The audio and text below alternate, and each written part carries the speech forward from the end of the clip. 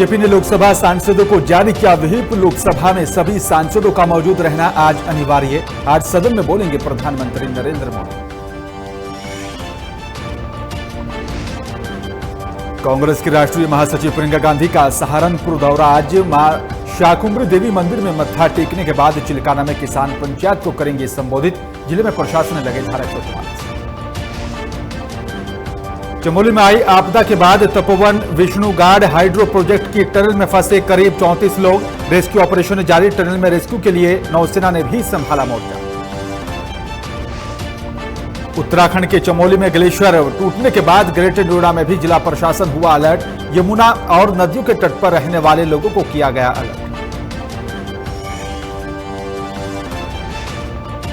मुरादाबाद में पुलिसकर्मी की मारपीट का वीडियो वायरल। नशे की हालत में बताया जा रहा है पुलिसकर्मी। दबंग पुलिसकर्मी ने बुजुर्ग के साथ की थी मारपीट।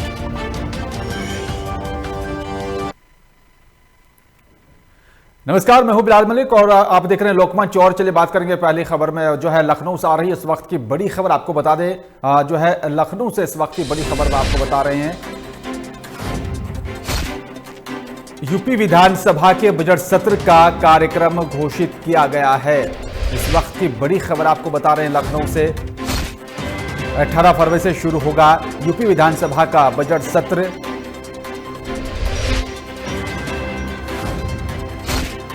बाईस फरवरी को यूपी सरकार जो है अपना बजट पेश करेगी। अब देखना होगा यूपी सरकार का जो बजट जो है पेश किया जाएगा सरकार की तरफ से, उसमें जनता को लेकर क्या कुछ खास रहेगा, क्योंकि काफी उम्मीदें हैं उत्तर प्रदेश की जनता को योगी सरकार के बजट से। अब देखना होगा कि इस पूरे बजट को लेकर सरकार की तरफ से क्या कुछ जो है बजट में पेश किया जाएगा, जनता का किस तरह से ख्याल रखा जाएगा, क्योंकि इस बजट से काफी उम्मीदें हैं जनता को। और साथ ही अब देखना होगा कि किस तरह से जो है रोजगार के क्षेत्र में और साथ ही किस तरह से नए संसाधनों को लेकर, किस तरह से स्वास्थ्य विभाग को लेकर क्या कुछ बड़ा ऐलान किया जाएगा, महिलाओं को लेकर क्या कुछ ध्यान में रखते हुए इस बजट को बनाया गया होगा। लेकिन काफी उम्मीदें जताई जा रही हैं योगी सरकार के इस बजट से। 22 फरवरी को उत्तर प्रदेश सरकार पेश करेगी अपना बजट और देखना होगा कि ये बजट कितना खास रहेगा और कितना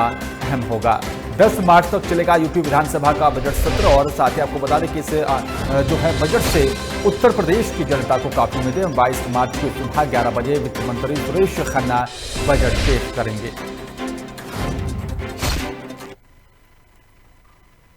और इसी बीच बांदा से बड़ी खबर आ रही है। आपको बता दें कि सपा के पूर्व विधायक विशंभर यादव ने बड़ा बयान दिया है। बीजेपी सरकार में बच्चियां और साथ ही महिलाएं सुरक्षित नहीं है।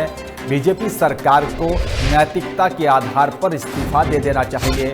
1 महीने के अंदर 3 बड़ी वारदातों से कानून व्यवस्था की पोल खुली है। इस तरह का आरोप जो है राज्य सरकार पर लगाया गया है। दुष्कर्म के आरोपियों को 3 दिन के अंदर नहीं पकड़ा गया है तो आंदोलन करने की भी चेतावनी दी गई है। एसपी सिद्धार्थ शंकर मीणा का भी घेराव करने की बात कही गई है। बबेरू कोतवाली थाना क्षेत्र के पवैया गांव का यह पूरा मामला बताया जा रहा है। इस पूरे मामले को लेकर एक बार फिर से यहां पर जो है सरकार पर यह गंभीर आरोप लगाए हैं। बांदा से बड़ी खबर बता रही, सपा के पूर्व विधायक हैं विशंभर यादव, जिनकी तरफ से कानून व्यवस्था को लेकर राज्य की योगी सरकार को घेरने की कोशिश यहां पर की गई है। कई गंभीर आरोप लगे और साथ ही कहा है कि बीजेपी की सरकार में बच्चियां और महिलाएं सुरक्षित नहीं है। इस तरह का आरोप जो है ये विशंभर की तरफ से लगाया गया। बीजेपी सरकार को नैतिकता के आधार पर इस्तीफा दे देना चाहिए। वो अपने बाबा से मिलकर के खेत पे आई थी और यहाँ कोई व्यक्ति उसे दबोच लिया और दबोच करके उसके साथ संभवतः बलात्कार किया है। क्योंकि जब तक पोस्टमार्टम नहीं हो जाता तब तक बलात्कार की पुष्टि नहीं होगी, लेकिन संभवतः किया है। जैसे उसकी सलवार फटी थी, कपड़ों में खून लगा हुआ था और गर्दन दबा करके उसको मार डाला है। और इस खबर पर तमाम जानकारी के लिए अरविंद हमारे संवाददाता फोन लाइन पर जुड़ गए। अरविंद, सपा के पूर्व विधायक विशंभर यादव ने राज्य की योगी सरकार को कानून व्यवस्था को लेकर घेरने की कोशिश की। क्या है पूरा मामला और क्या कुछ अपडेट मिल पा रहा है? जी बिलाल, मैं आपको बता दूं कि ये पूरा मामला बांदा मुख्यालय से बबेरू तहसील अंतर्गत पवैया गांव का है, जहां बीते 2 दिन पहले 10 वर्ष की एक मासूम बच्ची देर शाम खेत में चारा लेने गई, अभी उस मासूम दरिंदों को जो है हवस का शिकार बनाया और गला घोंटकर उसकी हत्या कर दी। हालांकि पूर्व विधायक समाजवादी पार्टी के विशंभर यादव ने सरकार को घेरा है और कहा है कि बांदा की कानून व्यवस्था को संभालने में पूरी तरह से नाकाम साबित हो रहे हैं। एक माह के भीतर 3 मासूम दरिंदों की हत्या कर दी गई और ये हत्या जो है रेप करने के बाद की गई है। अब सबसे बड़ा सवाल ये उठता है कि यूपी में बेटियों की सुरक्षा के लिए योगी सरकार दावे तो बहुत करती है, लेकिन जमीनी हकीकत पर पूरे दावे धराशायी साबित होते हैं। बिल्कुल, लेकिन जिस तरह से पूर्व विधायक की तरफ से यह भी दावा किया गया और आरोप लगाया गया राज्य की योगी सरकार पर कि बीजेपी की सरकार के इस पूरे कार्यकाल में महिलाएं और बच्चियां सुरक्षित नहीं है, बड़े गंभीर आरोप लगाया गया। जी बिलाल, ये साफ जाहिर है कि यूपी में बेटियों की सुरक्षाओं को लेकर के पुलिस प्रशासन पूरी तरह से मुस्तैद नहीं है। यही वजह है कि आए दिन कहीं न कहीं किसी न किसी जिले में इतनी जघन्य वारदात को अंजाम देकर के आरोपी मौके से फरार हो जाते हैं। बीते 2 माह पहले हाथरस का भी मामला सामने आया था, वैसा ही ये मामला जो है बांदा के बदेरू पवैया में देखने को मिला है, जहां देर शाम एक बच्ची जो है चारा लेने जाती है जानवरों के लिए और शाम हो जाती है, दरिंदे उसको इस कदर हवस का शिकार बनाते हैं और उसके बाद उसका गला घोंट करके मौके से फरार हो जाते हैं। अब देखना यह है कि बांदा पुलिस ऐसे दरिंदों पर कब तक हाथ डाल पाती है और उन्हें कब तक गिरफ्तार कर पाती है। लेकिन अरविंद, पुलिस ने अभी तक इस पूरे मामले को लेकर क्या कुछ कार्रवाई की है, किस तरह से कार्रवाई की जा रही है? हालांकि पुलिस अधीक्षक सिद्धार्थ शंकर मीणा की अगर बात की जाए तो उन्होंने दावा किया है 3 टीमों का उन्होंने गठन भी कर दिया है और 72 घंटे से ऊपर गुजर चुके हैं, लेकिन अभी भी पुलिस के हाथ खाली है। इससे साफ जाहिर होता है कि अभी भी पुलिस की पकड़ से बदमाश कोसों दूर है। अब देखना यह है कि वो बदमाश पुलिस की गिरफ्त में कब तक आ पाते हैं। जी बिल्कुल, अब देखना होगा कि इस पूरे मामले को लेकर पुलिस से किस तरह से जो है कार्रवाई करेगी, कब तक आरोपियों को गिरफ्तार किया जाता है। शुक्रिया आपका तमाम जानकारी साझा करने के लिए।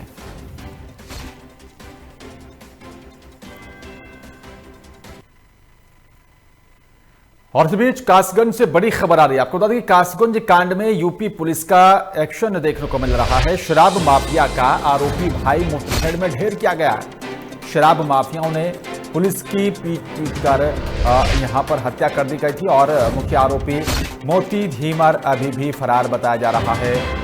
सिडपुरा थाना क्षेत्र के नगला धीमर के पास की जो है ये पूरी घटना बताई जा रही है, जहां पर मुठभेड़ हुई है। शराब माफियाओं ने यहां पर जो है पीट कर हत्या कर दी थी। मुख्य आरोपी मोती धीमर अभी भी फरार बताया जा रहा है, जिसको गिरफ्तार करने को लेकर पुलिस लगातार दबिश दे रही है, लगातार जो है कार्रवाई की जा रही है। सिडपुरा थाना क्षेत्र के नगला धीमर के पास ये मुठभेड़ हुई है, जहां पर पुलिस को बड़ी कामयाबी हाथ लगी है। कासगंज कांड में यूपी पुलिस का ये जो है बड़ा एक्शन देखा जा रहा है, बड़ी कार्रवाई देखी जा रही है। और साथ ही आपको बता दें कि शराब माफिया का आरोपी भाई मुठभेड़ में ढेर हो चुका है।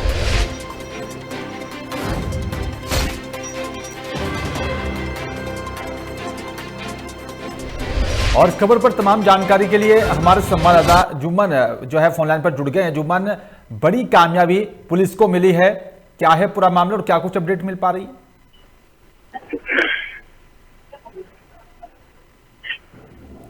जुम्मन, आपको मेरी आवाज मिल पा रही है? जी बिलाल जी, आवाज आ रही है, बताइए। जी जुम्मन, बड़ी कामयाबी पुलिस को मिली है, शराब माफिया के भाई को ढेर किया पुलिस ने मुठभेड़ में, क्या कुछ अपडेट मिल पा रही है? जी मैं आपको बता दूं, ये पूरा मामला कासगंज के गांव नगला धीमर का है, जो थाना सिडपुरा में आता है, जहां पुलिस टीम एक वारंटी को गिरफ्तार करने के लिए गई थी। वहीं ग्रामीण गांव के लोगों ने शराब माफियाओं ने बंधक बना लिया। बंधक बनाने के बाद उनके साथ मारपीट की गई। मारपीट के दौरान जब पुलिस ने उनको तलाश किया तो वहीं एक दरोगा घायल मिले और सिपाही मृत हालत में मिले। और मैं आपको बता दूं कि उसके बाद में कुछ देर बाद पुलिस से मुठभेड़ हुई। मुठभेड़ में जिस आरोपी ने शराब माफिया ने जिसकी हत्या की है सिपाही की, उसके भाई को पुलिस ने मुठभेड़ के दौरान मार गिराया है। बिल्कुल, जो जुम्मन कुरैशी, कितनी बड़ी कामयाबी पुलिस के लिए मानी जा रही है और जो मुख्य आरोपी अभी पुलिस की गिरफ्त से दूर है, बाहर है, उसको पकड़ने को लेकर किस तरह से आगे जो है कार्रवाई की जा रही है? जी मैं आपको बता दूं, आरोपियों को पकड़ने के लिए पुलिस की कई टीमें गठित की गई हैं, जो लगातार पुलिस आरोपियों के लिए दबिश दे रही है और उनको तलाश किया जा रहा है। वहीं एडीजी आगरा अजय आनंद गांव में ही इस वक्त मौजूद भी है और पुलिस पार्टी लगातार इसके लिए आरोपियों की तलाश कर रही है। बिल्कुल, अब देखना होगा जुम्मन कि आखिरकार जो मुख्य आरोपी है उसे गिरफ्तार करने में पुलिस को कब तक कामयाबी मिल पाती है। शुक्रिया आपका तमाम जानकारी साझा करने के लिए।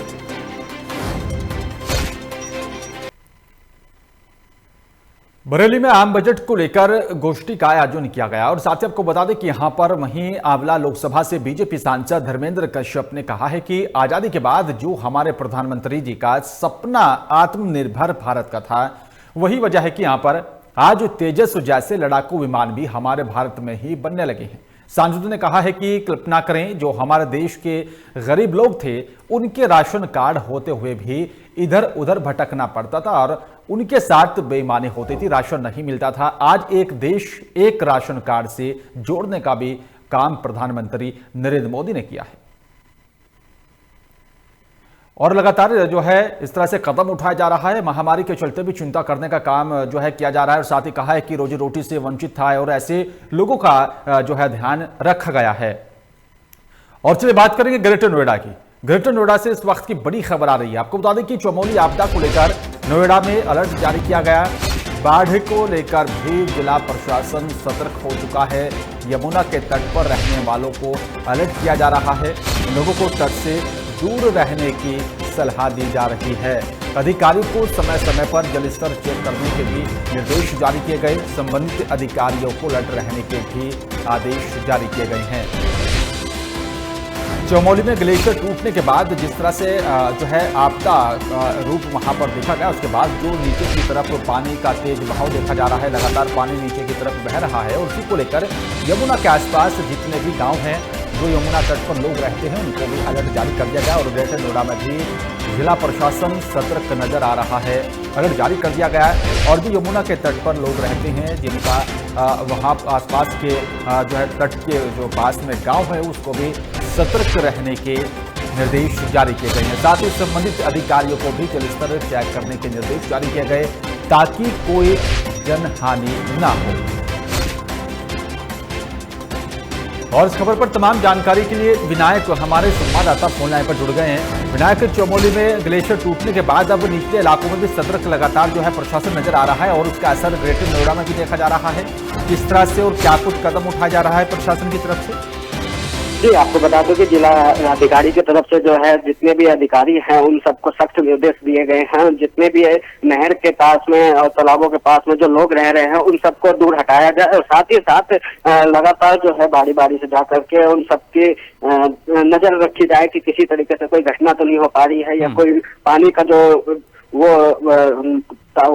आपको तो बता दें कि जो पानी का जो माप होता है वो कहीं ना कहीं ऊपर इस स्तर पर तो नहीं आ गया है। इस चीज के खास तौर पर ध्यान रखना चाहिए। इस चीज को लेकर के सिंचाई विभाग हो या अन्य जो अधिकारी है उन सबको भी सतर्क रहने के लिए बोला गया है कि समय समय पर जाकर के सारी जगह तत्काल रूप से देखी जाए। अगर कोई आसपास के तरफ में लोग भी रह रहे हैं तो उन सबको अलग जगह जो है शिफ्ट किया जाए। अगर कोई इस चीज में लापरवाही बरतेगा कोई भी अधिकारी तो उनको उसके ऊपर भी सख्त से सख्त कार्रवाई करने के निर्देश जो है जिलाधिकारी ने दिए हैं कि उसके ऊपर भी सख्त कार्रवाई की जाएगी अगर किसी भी तरीके से कोई लापरवाही बरती जाएगी। बिल्कुल विनायक, अगर बात की जाए जिस तरह से यमुना के जो आसपास जो है ये सतर्क रहने के आदेश जारी किए गए, तो कितने लोग प्रभावित हो सकते हैं और उनको जो है सुरक्षा की दृष्टि से सुरक्षित स्थान पर किस तरह से पहुंचाया जा रहा है, उसको लेकर क्या कुछ कदम उठाया जा रहा है?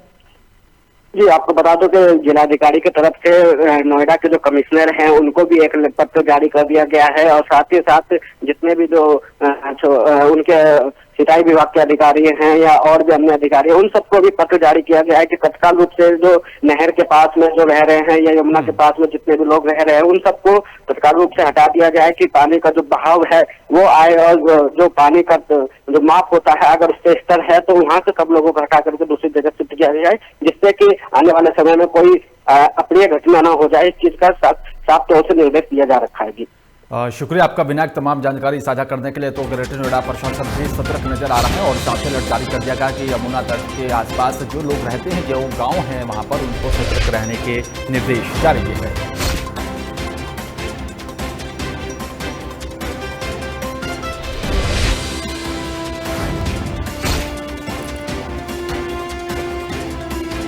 तो लोगों को तट से दूर रहने के यहाँ पर निर्देश जारी किए गए हैं ताकि जनहानि का नुकसान ना हो। उसी को लेकर प्रशासन लगातार सतर्क नजर आ रहा है और लगातार जो है निर्देश जारी किए भी गए यहाँ पर, और दावा किया गया है कि जो है प्रशासनिक अधिकारी भी लगातार जो है सतर्क नजर आ रहे हैं।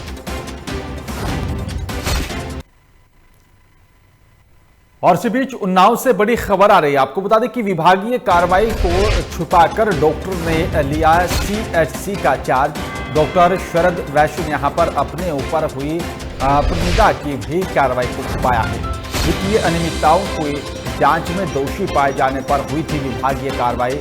शरद वैश्य मौजूदा वित्तीय वर्ष में नहीं ले सकते किसी सीएचसी या फिर पीएचसी का चार्ज।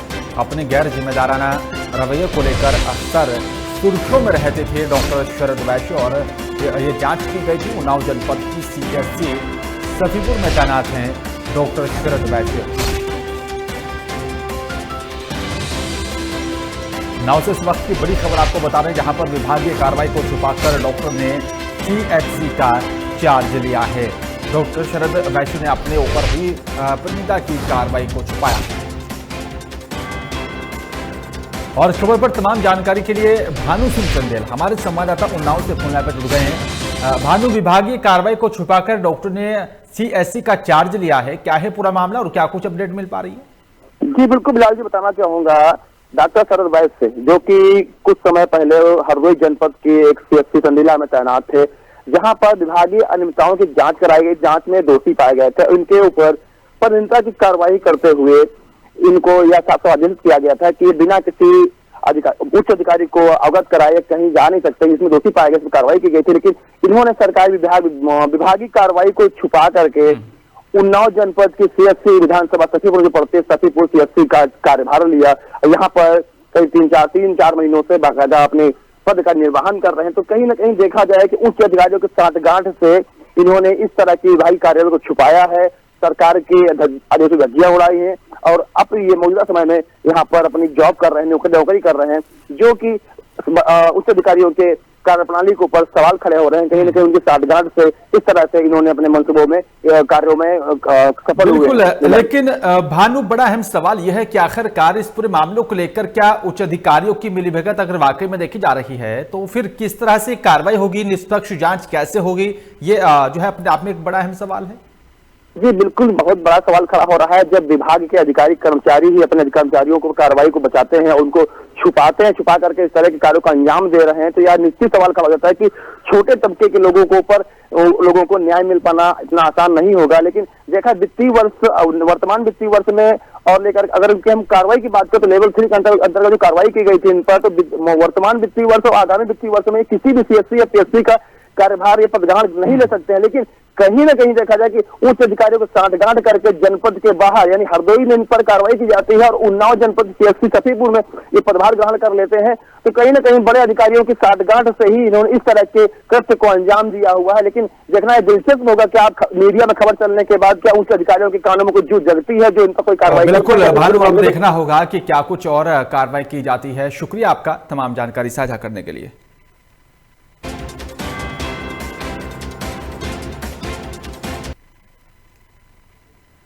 और मिर्जापुर में लोकमंच की खबर का बड़ा असर हुआ है। चैनल पर खबर को प्रमुखता से दिखाने के बाद पिछले 15 सालों से खुद को जिंदा साबित करने के लिए संघर्ष कर रहे व्यक्ति का नाम तहसीलदार के आदेश पर सरकारी दस्तावेजों में दर्ज किया गया और साथ ही व्यक्ति का नाम यहां पर सरकारी खतौनी में नाम चढ़ाकर उसे खतौनी का प्रमाण पत्र भी दिया गया।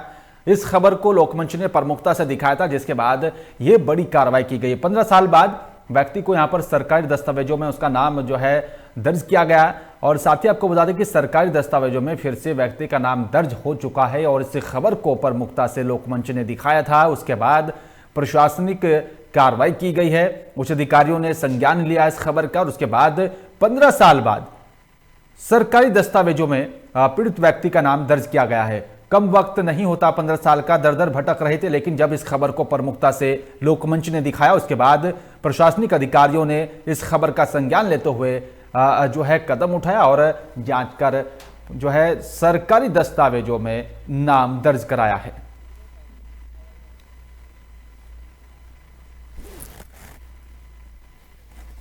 हम 15 साल से मतलब संघर्ष कर रहे हैं और इसके बाद मतलब मर चुका रहे, लेकिन आज आप लोगों के बात समझ गए। तो इस दौरान क्या क्या आपको देखना पड़ा, क्या दिक्कतें हुई? बहुत मुसीबत झेले पड़ा, किसी तरीके से मान ला अपन जिंदगी बितावा, लेकिन आप कितने साल हो गए? 15 साल। तो आज आपको क्या मिला, आप खुशी है यार? हाँ, तुम्हारे कागज मिल गया, तुम्हारा खुश है। हम आज से जिंदा हो गए तो खुश है। मेरे द्वारा स्वयं स्थलीय निरीक्षण किया गया और पत्रावली पर उपलब्ध साक्ष्यों के आधार पर मुकदमा निस्तारित कर दिया गया। वर्तमान में भोला उर्फ श्याम नारायण का नाम राजनारायण के साथ जो है पुनः खतौनी में दर्ज करा दिया आज गया। आपने इनको खतौनी दिया है? आज जी आपने इनको जी, आज इनको खतौनी भी, ये आदेश है दिनांक 5/2/2021 का, और आज इनको खतौनी भी उपलब्ध करा दिया। एक दिन भोला मैं जिंदा हूँ की तख्ती लेकर डीएम साहब के यहाँ अपनी याचना करने गया। उस समय आप मीडिया बंधुओं द्वारा उसे प्रमुखता से उठाया गया और सीएम के संज्ञान तक लाया गया। आप लोगों के अथक प्रयासों से असहाय गरीब के को सहायता प्रदान करने के उद्देश्य से सीएम तक यह बात पहुंचाई गई और सीएम साहब ने जब संज्ञान लिया तो यह मामला तुल पकड़ा और एसडीएम और तहसीलदार महोदय द्वारा उसे डे बाई डे सुनवाई कराकर आज जिंदा घोषित कर दिया गया और उसे खतौनी प्रदान कर दी गई। और इसी बीच कन्नौज से बड़ी खबर आ रही है। आपको बता दें कि मामूली विवाद खूनी संघर्ष में तब्दील हो गया। विवाद में एक भाई ने दूसरे भाई पर हमला किया था। पति को बचाने आए पत्नी के साथ भी मारपीट की गई। घायलों को मेडिकल कॉलेज में जो है भर्ती कराया गया। पीड़ित के बेटे ने 4 लोगों पर मारपीट करने का आरोप लगाया है। छठिया थाना क्षेत्र के बख्तोरापुर गांव का ये पूरा मामला बताया जा रहा है, जहां पर मामूली विवाद खूनी संघर्ष में तब्दील हो गया। और साथ ही आपको बता दें कि इस विवाद में कई लोग घायल हुए हैं। विवाद में एक भाई ने दूसरे भाई पर जानलेवा हमला किया। पति को बचाने आए पत्नी के साथ भी मारपीट की गई।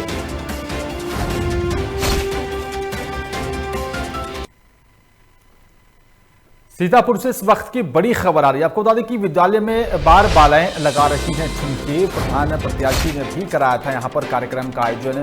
कार्यक्रम में कई नेता भी उपस्थित नजर आते हैं। विकास खंड सकरन के प्राथमिक विद्यालय का यह पूरा मामला बताया जा रहा है, जहां पर विद्यालय में बार बालाएं ठुमके लगाती हुई नजर आ रही हैं। और कार्यक्रम में कई नेता भी नजर आ रहे हैं। और साथ ही आपको बता दें कि जो है एक वीडियो अब वायरल हो रहा है, जिसमें देखा जा सकता है कि प्राथमिक विद्यालय में कार्यक्रम का आयोजन किया गया था। विकासखंड सकरन के प्राथमिक विद्यालय का ये पूरा मामला बताया जा रहा है, जहां पर बार बालाएं ठुमके लगाते हुए नजर आ रही हैं। विद्यालय में बार बालाएं ठुमके लगाती हुई इस वीडियो में देखी जा सकती हैं। प्रधान प्रत्याशी ने कार्यक्रम का आयोजन कराया था और साथ ही इस कार्यक्रम में कई नेता भी मौजूद रहे। और उसी कार्यक्रम का एक वीडियो सामने आया है, जिसमें देखा जा सकता है कि प्राथमिक विद्यालय में जो है बार बालाएं कैसे ठुमके लगा रही हैं।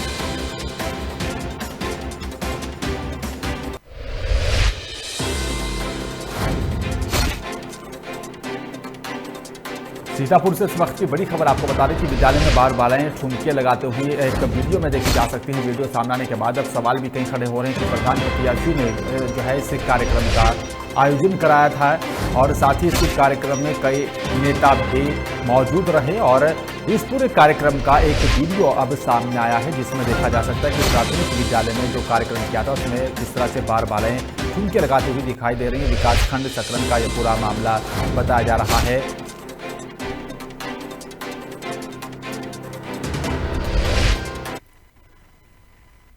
नोएडा में बदमाशों के हौसले बुलंद नजर आ रहे हैं। आपको बता दें कि नोएडा के सेक्टर 2 के ब्रिंग्स कंपनी में तैनात गार्ड को बदमाशों ने गोली मार दी और मौके से फरार हो गए। दरअसल बदमाश कंपनी में बनी दीवार कूदकर अंदर घुसा, जिसका विरोध करने पर बदमाश की गार्ड से झड़प हो गई थी।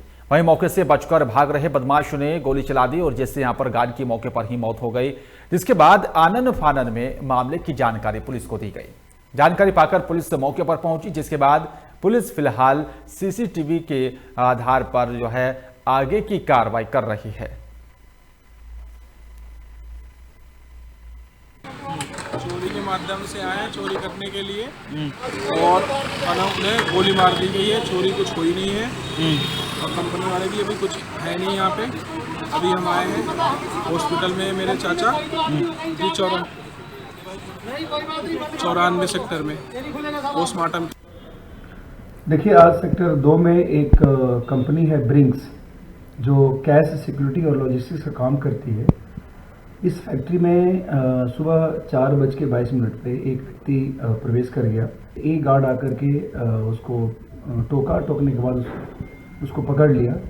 दोनों में गुत्थम गुत्था हो रही थी। उसी बीच में जो दूसरा सिक्योरिटी गार्ड था कंट्रोल रूम में बैठा हुआ, वो भी वहाँ मौके पर आ गया और इस गुत्थम गुत्थी के बाद लगभग 2 मिनट तक गुत्थम गुत्थी हुई और वहाँ से वो भागने में सफल रहा।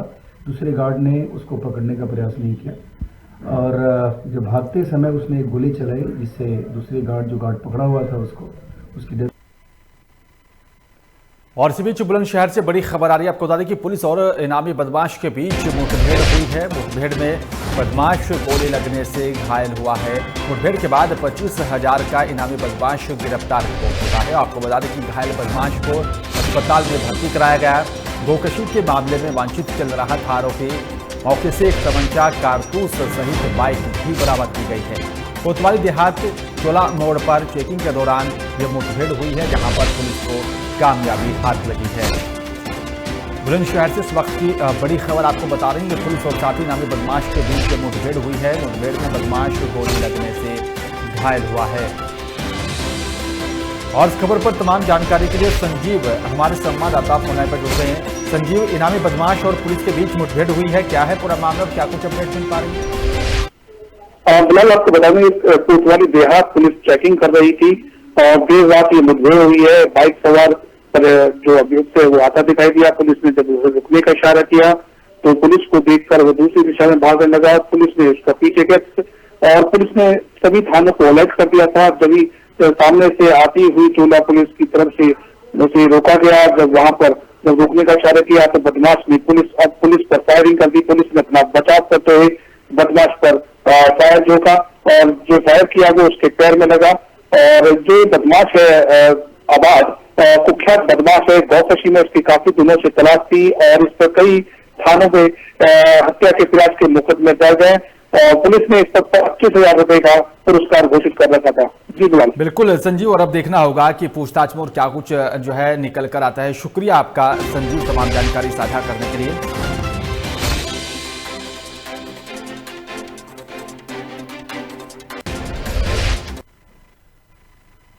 प्रतापगढ़ से बड़ी खबर आ रही है। आपको बता दें कि हाईवे लुटेरे और साथ ही पुलिस के बीच मुठभेड़ हुई है। मुठभेड़ के दौरान 3 शातिर बदमाशों के पैर में गोली लगी है।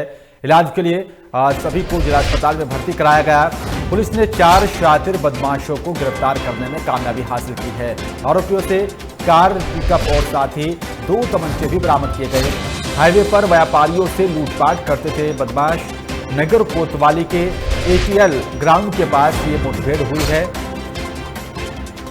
और इस मुठभेड़ में पुलिस को बड़ी कामयाबी हाथ लगी है। आपको बता दें कि प्रतापगढ़ से इस वक्त की बड़ी खबर, हाईवे लुटेरे और साथ ही पुलिस के बीच मुठभेड़ हुई।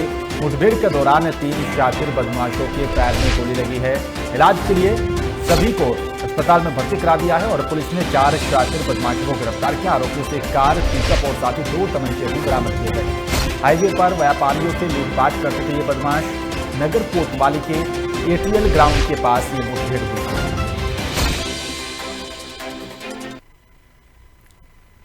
अमरोहा में लाखों के नकली पेंट बरामद होने की खबर सामने आई है। बताया जा रहा है कि कस्बा नौगावा सादात की नई बस्ती में कई पेंट विक्रेताओं की दुकानों पर एशियन पेंट की यहां पर टीम ने पुलिस के सहयोग से छापेमार कार्रवाई की, जिसमें लाखों के नकली पेंट बरामद किए गए। आपको बता दें कि यहां पर कंपनी को काफी दिनों से सूचनाएं मिल रही थी कि नौगावा सादात से नकली एशियन पेंट बिक रहा है। एशियन कंपनी के एक प्रतिनिधि ने बताया कि इस तरीके की छापेमारी 2015 में भी की गई थी। साथ ही अपराधियों के खिलाफ मुकदमा दर्ज करने की भी जो है अपील की गई है।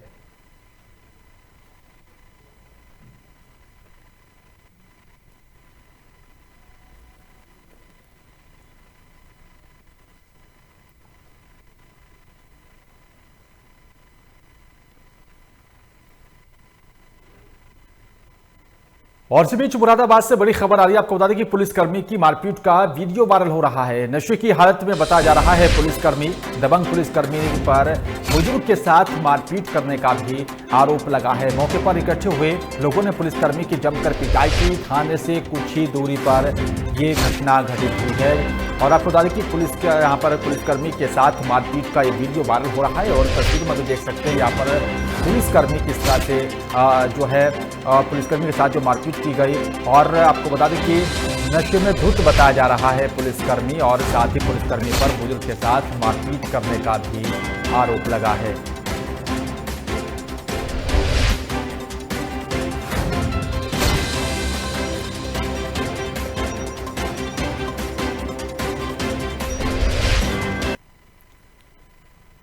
और फिलहाल इस बुलेटिन में मेरे साथ सिर्फ इतना ही। बाकी तमाम खबरों के लिए आप देखते रहिए लोकमंच।